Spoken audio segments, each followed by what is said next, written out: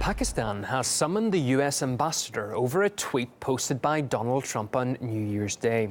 In his first Twitter salvo of 2018, the American president accused Islamabad of, quote, nothing but lies and deceit. Samira Khan has the story. U.S.-Pakistan relations are at an all-time low lately, with protests raging on all across the country. Pakistanis have taken to the streets, burning American flags and chanting anti-Trump slogans. Now, this is all after Trump targeted Pakistan in his first tweet of 2018, great way to start off the new year, accusing them of providing safe havens for terrorists they're pursuing in Afghanistan. The United States has foolishly given Pakistan more than $33 billion in aid over the last 15 years. And they have given us nothing but lies and deceit, thinking of our leaders as fools. They give safe haven to the terrorists we hunt in Afghanistan, with little help.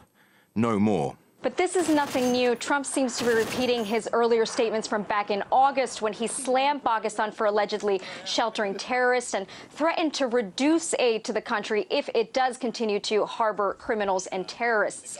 At that time, the U.S. decided to hold $255 million in military aid until Pakistan did more to combat terrorism.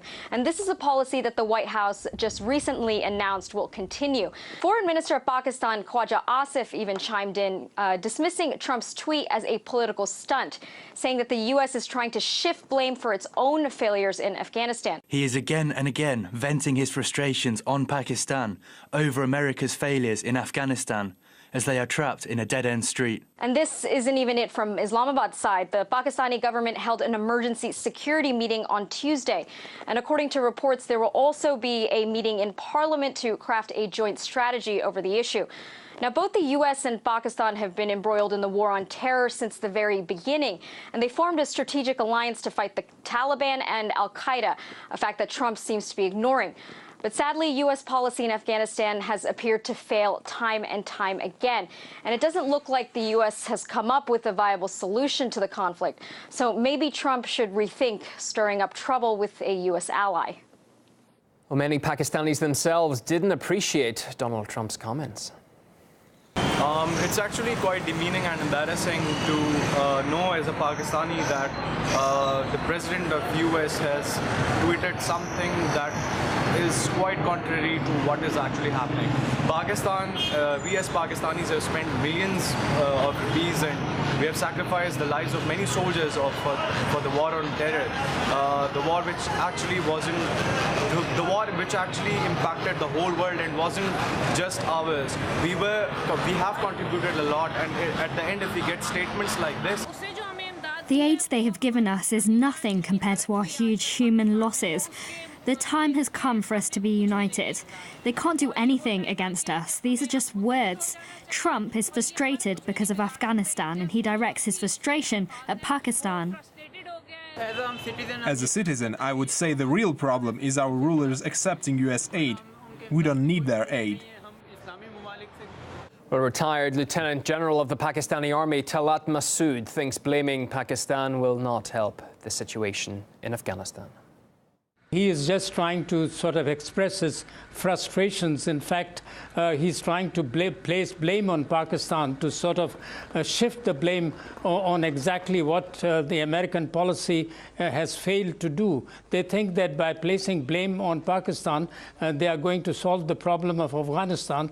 They are sadly mistaken. It is in the foremost interest of Pakistan to have stability in Afghanistan, because if there is one country which is most adversely affected by the poor conditions in Afghanistan or instability in Afghanistan, is Pakistan. So how on earth do they think that Pakistan would like to destabilize Afghanistan and not contribute towards efforts that would really stabilize and make Afghanistan a peaceful country? A NATO mission in Afghanistan has announced one US service member has been killed in combat. The mission statement adds that 4 more service members were wounded in the incident. It took place on Monday in Nangarhar province, but no further details were given on what exactly occurred.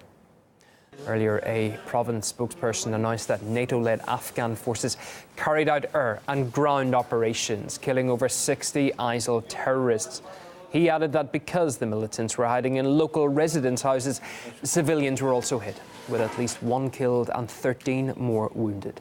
Here's what civilians there told us about what happened. A woman was killed, 2 men and 2 others were burned there. All the victims are here in hospital. Some lost their legs. I was also injured by shrapnel. Over 18 people were wounded and others were killed. See the child here in the bed. He lost his leg. His mother was also killed in the incident. Helicopters and jets hit the people. Some of them lost legs. 4 people were killed. A vehicle which was used by villagers was destroyed. These American forces always say we can target with precision every little thing on the ground. What kind of technology is this that they can't tell the difference between militants and civilians? We don't trust their technology, because they say we don't kill civilians, but this attack was carried out on civilians.